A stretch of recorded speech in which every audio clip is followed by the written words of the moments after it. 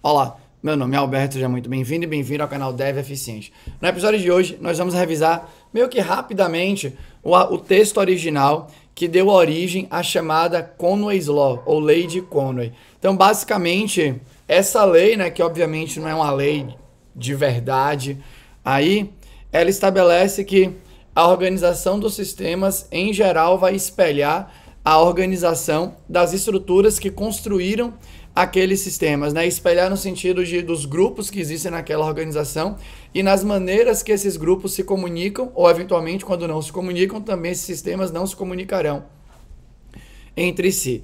É uma lei muito conhecida, muito falada no mundo de desenvolvimento de software. Ele não criou isso para software especificamente, né? Ele criou baseado ali, a hipótese dele foi construída baseada na observação dele de vários sistemas que eram criados em diversas instituições diferentes, como governo, militar e por aí vai. E foi de lá de 1968 e o pesquisador, o cientista ali na época, né? Não sei se ele chegou a ser um pesquisador de fato, ele chama Melvin Conway, beleza? Então, durante aqui o vídeo, eu vou deixar o artigo dele de fundo. Não, acho que não vai ser um vídeo longo, porque o artigo, na verdade, de novo, né, eu já falo sobre isso, é um texto de 4 páginas, onde ele estabelece uma hipótese baseada na observação dele. Basicamente, é isso, né? Então, aqui tá o texto em si, né? Então, o título aqui, né, How do Committees Invent? Então, se eu entendi direito, né, como os comitês são inventados ou algo do gênero, beleza? E aí, basicamente, né, ele tem aqui esse subtítulo aqui, né, Design Organization Criteria. E aí, o texto, acho que a primeira coisa que deixa eu diminuir um pouco o zoom aqui, né, para caber. Acho que a primeira coisa que é importante de falar aqui é que esses artigos que de alguma forma foram feitos, né, por pessoas envolvidas em computação muito antigamente, eram artigos que não eram científicos. Quando a gente pensa em ciência, em experimentos científicos, quando a gente pensa em método para investigar uma hipótese, análise estatística dos resultados que foram obtidos, tamanho da amostra, né, os grupos que foram analisados.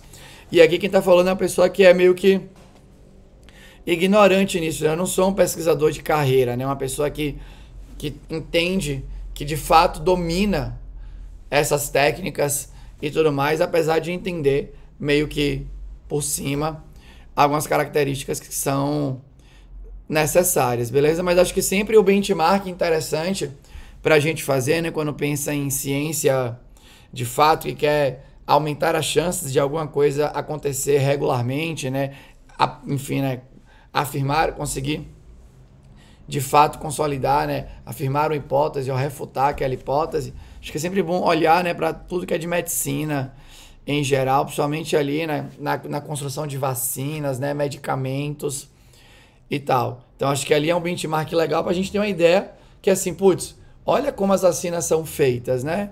Olha para cá, olha para lá e faz um monte de teste e tem os grupos ali, né, que sabe que está sendo vacinado, que sabe que não sabe que está sendo, que tem várias fases e não sei o que e por aí vai. Já esses artigos, e hoje os artigos de computação, os mais, sei lá, eu não sei de quando teve essa virada de chave, mas eu vou dizer assim, de 2000 para frente, os artigos de computação já tentam ter mais método, ter mais experimento, por mais que nenhum deles em geral consiga falar que está replicando, que o resultado do experimento é garantido de ser replicável, mas pelo menos você tem ali, né, um dataset interessante, que você vê qual foi o método que foi aplicado e tal. Mais para trás, aqui eu tô chutando, né? Talvez seja ainda mais para trás, não só de 90 para trás, talvez de 80 para trás, 70 para trás, ou algo do gênero. Tinha muito artigo assim, tipo esse texto, que é um texto de blog legal, bem escrito. A pessoa realmente, né, demorou ali, formou uma opinião baseada nas observações dela e tal. Mas assim, disso ter virado meio que uma religião nas empresas que trabalham com software, na minha opinião, vai uma distância relativamente grande, né? Realmente é até um artigo, um vídeo que eu quero fazer em algum momento, né? Que é o poder do mito ali mesmo. Mas bom, né? De novo, o cara que escreveu, ele não quer falar isso, beleza? Só para deixar claro, o cara que escreveu, ele não quer dizer que isso aqui é Ele até fala, tem frases fortes no artigo, mas a culpa obviamente não é dele, né? A culpa é da gente que foi lendo e foi acreditando que era verdade sempre, né? E aí meio que virou uma lei. E essa palavra, né, Conway's Law, pelo que eu entendi aqui da timeline da lei de Conway, apareceu no Mythical Man Month, né? Que é um livro também clássico aí de Frederick Brooks, beleza? E acho que aí a partir dali, né? Então você tem uma pessoa que acreditou nesse texto, um cara puto influente, que escreveu o livro dele, ficou famoso, e todo mundo começou a falar, e de repente virou uma lei. O livro mais novo, se eu não me engano, que cita essa lei, né? E entra com supostamente uma manobra aí, né? Em cima dessa lei, que é a invertida da Conway's Law, é o Team Topologies, onde ele fala, né, que não são sistemas que precisam ser organizados espelhando a estrutura da organização. É a estrutura que precisa ser organizada espelhando a estrutura da sua plataforma, basicamente porque a plataforma, supostamente, né, o seu sistema tende a ser um troço mais estável do que a estrutura da sua organização. Enfim, né? Foi criado em cima de também para mim, questionável no sentido de, será que isso era para ser uma lei? Aí mesmo? Então, mas, enfim, é muito falado e eu vou passar aqui com o artigo com vocês, né, só para dar um exemplo, né, do quão forte é isso. A ThoughtWorks, que é uma empresa, acho que muito conhecida, né, entre todos nós, beleza? Tem esse artigo aqui, por exemplo, né, Applying Conway's Law to Improve your Software Development. E lá para baixo, nessa mesma página de blog deles, tem esse terceiro aqui acho que não, né, mas tem... Vou botar aqui que eu aceito esses cookies aqui, sei lá o que vai fazer. Mas tem Microservices, Conway's Law and More. Demystifying Conway's Law. Ou seja, 3 textos no blog de uma empresa ultra famosa, né? Muito respeitada e tudo mais, sobre o mesmo artigo, né? A mesma suposta lei. E aqui tem um que eu vou deixar como referência, que eu não vou revisar agora, talvez eu revise no futuro, que é um artigo, né, que pega ali toda a literatura que foi produzida entre 2003 e 2012 sobre a aplicabilidade, né? O que era previsto e o que foi visto em função da suposta aplicação da lei de Conway. E aí, acho que uma coisa que tá aqui no final, né? Deixa eu só buscar aqui carambola. A conclusão é que ele fala que encontrou, né, diversas interpretações sobre a lei de Conway, pensando em implementação, né, e que também encontrou numerosas e muitas vezes conflitantes ideias, né, sobre o que era esperado em função da aplicação da lei, beleza? E a ideia é passar um pouco aqui, né, pelas partes que acho que são importantes, que eu considerei que são importantes no artigo. Então ele começa aqui, ó, falando dos estágios do design de um sistema. E aqui, só para deixar claro, né, quando a gente está falando de design de um sistema, ele não está falando de design de um sistema de software. Beleza? Ele está falando de qualquer sistema. Então, documentação relativa a uma empresa. Ele dá exemplos de desenvolvimento de uma arma pelos militares, né? E tudo mais. Ele dá exemplo de desenvolvimento, sei lá, tem um que acho que ele usa como exemplo os sistemas de um avião e tal.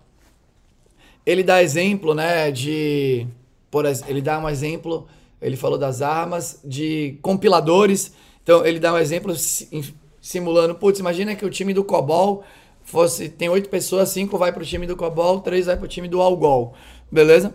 E ele fala, você tem 5 no time do COBOL, quer dizer que o compilador do COBOL vai ter 5 fases, e se tem 3 no time do ALGOL, quer dizer que o time do ALGOL tem 3 fases, e por aí vai. Então ele começa aqui, né? Os estágios de design de um sistema. Então ele fala que primeiro você tem que entender ali, né, os limites desse sistema, né? Tanto da atividade em geral, né, que corresponde à implementação desse sistema, como do sistema em si, para ser designado, né? Qual que é a expressão? Não sei se é especificado, né? O designed, enfim. E aí ele coloca aqui, né, que esses limites são estabelecidos por quem tá patrocinando e pela realidade que se apresente. E aí depois ele fala aqui, né, que você tem que primeiro ter uma ideia da organização do sistema como um todo. E aí você tem... ele sugere que você pode agora desenhar, né? Designer desenhado, né? Para ser desenhado, perdão. E aí ele sugere, né, que você pode agora desenhar as tarefas em grupos. Podem agora ser começadas a desenhar em função da organização ali. Aí logo depois aqui nessa outra parte, ele dá um resumo de tudo, né? Então, desenha os limites ali, né? As regras básicas. Escolha o conceito aqui. Organize. Pense aqui, né? Defina aqui a organização do design, as atividades e como é que as atividades de delegação entre as tarefas vão ser concebidas. Agora você vai ter essas atividades de coordenação entre as tarefas que foram delegadas aqui. E aí depois você vai ter a consolidação dos subdesigns em um design único. E engraçado que ele também cita, né, que começa a surgir o papel das pessoas que são coordenadoras, que são as coordenadoras entre esses subsistemas e sistemas, tudo mais. Cara novinho aqui, né? Chega até a ser engraçado. 68, tá? Eu tô gravando esse vídeo aqui no dia 8 de maio de 2022, então 68, né? 68 mais 40 dá 2008. Então já foram 40 anos. Quando a gente pensa em 2022, você bota mais 14 anos. Então, 54 anos, acho que aí mais ou menos, né? Desde que ele escreveu isso. E teve livro lançado e isso virou, tipo, referência, né? Aí aqui, ele vem com esse primeiro desenho que é bem marcante. Deixa eu me jogar pra cá agora. Ele vem aqui com esse primeiro desenho que é bem marcante, né? Que ele fala... Aqui ele começa nesse texto introduzindo a estrutura do sistema. E aí depois ele faz, né? Ele sugere ali a hipótese dele. Beleza? Ele fala aqui, putz, imagina que você tem aqui o seu sistema. Cada sistema desse, né, tem os seus subsistemas, sendo que esses nós maiores já podem ser subsistemas de um universo ainda maior. E aí você tem como as coisas se comunicam aqui. Você tem as interfaces entre aqui, né, os seus subsistemas, beleza? E aqui tem o subsistema do subsistema, né? E depende, aqui é só um detalhe de como é que eu falei. E aí ele começa a falar, e aí ele explica aqui, né, que de vez em quando esses subsistemas, né, os nós aqui, os nós maiores, podem se comunicar, de vez em quando eles não se comunicam, de vez em quando os subsistemas dentro desses nós maiores aqui também podem se comunicar, de vez em quando eles não se comunicam diretamente e tal. Aí você vem aqui mais para baixo e ele começa aqui, né, falando do relacionamento. Ele fala assim, putz, substitua system por committee, sei lá como é que pronuncia. Substitua subsystem por subcommittee. É assim que pronuncia, eu tô com muita dúvida pra ver se é assim que pronuncia. E substitua interface, né, o interface aí por coordinator. E aí, cadê aqui, né? Acho que não. Você volta pra cá. E aí ele... Cadê a parte que ele fala aqui, né? Ele tem essa parte aqui. Então, a basic relationship. Então, ele fala aqui que agora nós estamos numa posição, né, de endereçar a questão fundamental desse artigo. Que é, existe alguma relação previsível entre o grafo da estrutura do design, né, de organização e o grafo da estrutura do sistema que essa organização desenha? E ele, aí vem, né? A resposta, qual que é a resposta? Sim. A relação é tão simples que em alguns casos é idêntica. Então vamos aqui considerar, né, the following proof. Assim, é difícil você julgar um texto que foi escrito em 68, né? Eu não conheço o cara. Não sei qual era o contexto dele. É a mesma coisa que eu tenho trabalhado no produto que eu tenho desenvolvido dentro da ZUP, parte do produto ali, né? Que é, se você não documenta de maneira agressiva as suas tomadas de decisão no seu software, você sempre vai cair naquela situação de, no futuro vai entrar alguém, vai ler o seu software, vai olhar para uma tomada de decisão e vai falar assim, rapaz, como é que a pessoa pode ter escrito isso? Pelo amor de Jeová. E caramba, não dá para você saber direito, né? Porque Você não sabe o que aconteceu, você não sabe quais eram as condições que aquela pessoa estava escrevendo software naquele momento. Você não sabe qual era o nível de conhecimento dela naquele momento. Você não sabe nada. Você não sabe nada que eu diga assim, se não tiver relatos, né? Documentação, diferentes tipos de documentação e por aí vai. Então aqui, eu tô fazendo um juízo um pouco pesado, né? Obviamente. Mas então ele fala aqui, né? Considere a seguinte prova, obviamente prova entre aspas, então aqui ele tá, enfim, né? Falando da crença que ele tem e tal. E de novo, né? Não foi pelas mãos dele que virou uma lei, só para deixar claro, beleza? Foi pelas mãos, até onde eu entendi na timeline aqui, né? De Frederick Brooks, que deve ter escrito Conway's Law do jeito de... Pô, vou falar que é uma lei porque eu acho que é verdade assim, né? Mas não vou dizer que é uma lei. E aí virou uma lei mesmo, né? E aí ele começa com os exemplos aqui, né? Que ele fala, se a gente escolher arbitrariamente algum sistema e alguma organização que desenhou esse sistema, e depois a gente escolher também de maneira arbitrária, né? Desenhar um grafo, a gente vai conseguir descobrir que o que ele está falando supostamente é verdade. E aqui ele começa a fazer as suposições dele aqui, né? Que você tem a interligação entre os nós, aí você tem as interfaces de comunicação, as branches, né? E aí tem uma parte aqui do artigo, se eu não me engano é essa daqui, né? Deixa eu só dar um pause para ler de novo e já volto. É isso mesmo. Aqui nessa parte aqui que eu estou marcando, ele fala assim, se tem duas branches entre esse sistema, quer dizer que provavelmente esses dois grupos de pessoas dentro da organização fez um acordo em relação à comunicação e existe tanto comunicação entre sistemas como comunicação entre as partes da organização. E caso não tenha branches, ou seja, não tenha aí, né, as conexões entre os nós, beleza? Ele fala, putz, então quer dizer que assim como os sistemas não se comunicam, provavelmente as partes da organização não se comunicam. E aqui ele vai descendo em relação a isso, né? Aqui ele tem um outro exemplo falando, né? Que você tem aqui, né?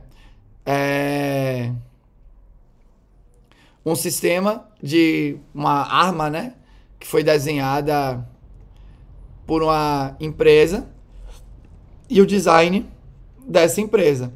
Então ele está sempre dizendo que a coisa tá espelhada. No final, tem eu gosto, particularmente o final até acho mais legal, né? Ele cita aqui no final, e acho que essa é uma conclusão meio óbvia do texto, né? E também para as organizações que aplicam a lei de Conway, ele fala que com o passar do tempo, o sistema em si, né? No total, vai degradando. E obviamente que ele fala que quanto maior é a sua organização, maior é a chance de tudo ir degradando com o passar do tempo. Por quê? Porque você vai tendo mais gente, mais grupos, esses grupos tendem a complexidade de comunicação entre os grupos tende a aumentar. Se a complexidade de comunicação entre os grupos tende a aumentar, a complexidade de comunicação entre os sistemas que espelham as comunicações desse grupo tende a aumentar também, e tudo começa a ficar uma grande confusão aí. Então, é uma parte legal, porque acho que é a sugestão aqui no final dele, né, que, pelo menos eu entendi que né, que você tem que manter, né, as suas organizações as menores possíveis, porque, de acordo com o texto, isso vai refletir, obviamente, na organização dos seus sistemas. E eu acho que é um conselho interessante, pelo menos na minha opinião aí, né? E quando a gente vai olhar, por exemplo, tem uma coisa que é famosa, tem uma estrutura de time que é famosa, né? Que, se eu não me engano, foi a Amazon que cunhou a expressão, ou pelo menos no boca a boca foi de lá que eu ouvi, que é o tal do A Pizza Team, ou Two Pizzas Team, né? Então você não pode ter um time maior do que para comer 2 pizzas ou algo do gênero, ou seja, para manter sempre o time o menor possível, quer dizer que você vai ser mais coeso. E se você acreditar nesse texto, os seus sistemas também, né, serão produzidos de maneira mais organizadas aí. Uma coisa que é legal que ele cita aqui, né, vou marcar, ele cita aqui no texto dele que a lei de Parkinson atua, né, tem um papel importante nesses problemas gerenciais de organizações grandes, né? Então o que acontece? Só vou dar um passo atrás, que ele fala assim, quando a organização é muito grande, os sistemas já tendem a nascer muito grandes. Por quê? Porque os sistemas espelham a comunicação da organização. Beleza? E aí ele fala que aqui é um problema. Porque a lei de Parkinson, né? O que ela estabelece? Depois ela teve várias derivações ali, né? A mais famosa é que o trabalho se expande proporcional ao tempo. Mas basicamente ele fala que pessoas que estão em cargo de gestão ou algo do gênero. Só um segundo que meu filho me chamou. Depois da pausa. E aí, o que a lei fala, né? Que basicamente as pessoas vão sempre querer manter ou aumentar o seu papel e poder na organização. Então, ele, na escrita lá, no estudo de muito tempo atrás, ele fala, dá um exemplo, se eu não me engano, da Marinha dos Estados Unidos, que, sei lá, em 10 anos o trabalho não aumentou, mas o número de pessoas que realizavam o trabalho aumentou do tipo assim, 10 vezes. Eu não lembro o número, beleza? E justamente isso, né? Porque uma pessoa queria virar gerente, então ela contratou mais duas, sei lá, e aí depois essas também queriam virar gerentes, aí contrataram mais para cada um, e tendo ali, né, supostamente quem liderar e tal. E aí ele fala que essa lei, que também, de novo, né, não é uma lei definida pelos padrões de lei e tal, né? Para mim, o benchmark para mim de lei é a gravidade, ali em geral, né? Eu não sei quais são as características necessárias, confesso, para definir o que é uma lei. Beleza? Pensando em física, né? Na ciência como um todo e tal. E aí ele fala que isso aqui é importante, por quê? Porque, pô, você tá as pessoas que estão na organização falam assim, o melhor seria se a gente diminuísse, mas se eu diminuir, eu vou perder poder, então eu quero manter meu poder, então eu vou manter ela grande, mas aí se eu manter ela grande, os sistemas nascem grandes também, complicados. Então, ele fala sobre isso, e aqui no final ele conclui falando que sobre os problemas, sobre o tamanho relacionado a problemas de comunicação, que isso vai afetar no design dos sistemas e por aí vai. Então, eu quis pegar o texto para ler, porque, de novo, né, é algo que é muito citado. De vez em quando é um conhecimento que a galera até te critica quando você não necessariamente sabe. Mas, ao mesmo tempo, né, eu já falei aqui no canal que eu sempre acho importante, quando a gente tem coisas como essas, a gente tentar buscar a principal autoridade ali, que no caso é esse cara, que escreveu o troço, e depois tentar entender quais foram as implicações disso no decorrer do tempo para ajudar na formação de opinião. Porque assim, se você me pergunta, pô, Alberto, você acha que o que ele fala ali acontece? Cara, se eu for olhar, eu diria que há uma chance de acontecer. Alberto, você organiza o seu trabalho influenciado de alguma forma, influenciado que eu digo deliberadamente, que é óbvio que eu posso ser influenciado sem nem saber, caso isso seja uma lei de verdade, né? Você organiza o seu trabalho, você pensa nessa lei, nessa Conway's Law, quando você está organizando a estrutura da sua equipe, nunca passa nem pela minha mente, confesso para você. Eu não reflito, não entra no meu juízo. Geralmente, o que mais me influencia quando eu estou organizando gente para realizar um trabalho são as teorias que eu li da psicologia, as quais algumas delas eu acredito, né? De novo, as minhas crenças em geral são formadas pela minha observação junto com o que eu li. E eu tento conectar os pontos ali. Então, eu já gravei vídeo sobre isso aqui, né? Então, eu acredito muito na teoria da definição de metas, da autoeficácia, autodeterminação, porque eu olho e aí a minha teoria de trabalho, de liderança e tal, é baseado nessas aí. Então, não passa pela minha cabeça. Eu confesso que não acho que tem sido ruim, beleza? E é engraçado, né? Porque aí você começa... eu vi um outro exemplo, né? Essa lei vai te dizer o quê? Que se você tem uma estrutura que é um monte de gente fazendo todas as coisas, por exemplo, que pode fazer todas as coisas, um pouco mais caótico, dificilmente você teria... E é uma coisa que eu particularmente gosto até. Ele fala que dificilmente você teria um sistema pensado em diversos serviços, né? Ou pensado em microserviços ou algo do gênero. Por quê? Se o seu sistema, se você for usar um approach de microserviços, independente aí, né, das definições que eventualmente possa se encontrar sobre o que é um microserviço e tal, acho que nem tem uma definição meio que formal e tal, mas a ideia é que você tenha sistemas muito especializados, obviamente, né, com um boundary ali que ele cita muito bem definido e tal, e que, de acordo com a lei de Conway, espelharia nós de comunicação, né? Ou nós da estrutura da organização. E, putz, eu não confesso que eu acho que isso nunca passou pela... Acho que eu já vi times muito divididos que produzem monolitos e já vi times não tão divididos que produziram sistemas distribuídos, quando eu falo dentro do próprio back-end em geral, né? Com múltiplos serviços atuando em frentes ali.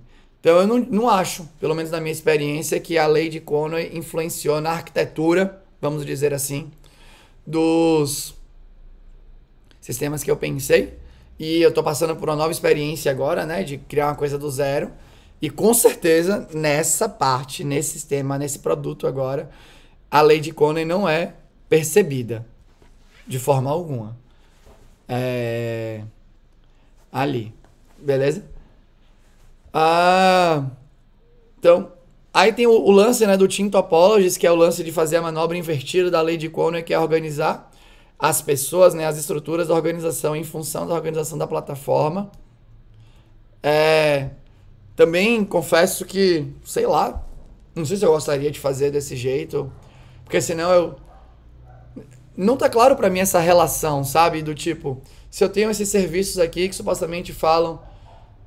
De vez em quando eu tenho... E ele também fala um pouco sobre isso, né? Não necessariamente cada nó significa um grupo, mas eu acho que deixaria tudo muito complicado pra mim. Se eu tenho aqui essa plataforma, eu consegui definir aqui essa estrutura, agora eu sei que o meu time sempre vai ser regido pela especificação, né? Pela estrutura da minha plataforma atual. Então, se eu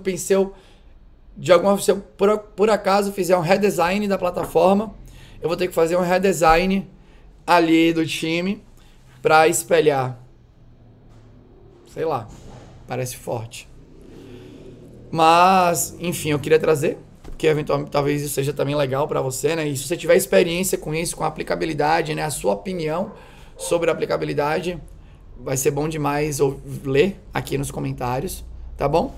Mas o que eu tinha para falar hoje era isso. Eu espero que tenha sido de alguma forma útil para você. Se você gostou, deixa um comentário aqui. Se você não gostou, ou tem um comentário interessante, né? Construtivo, perdão para fazer, não interessante, mas construtivo e de maneira educada, deixe aqui. Eu vou ter o maior prazer em responder. Era isso. Tchau.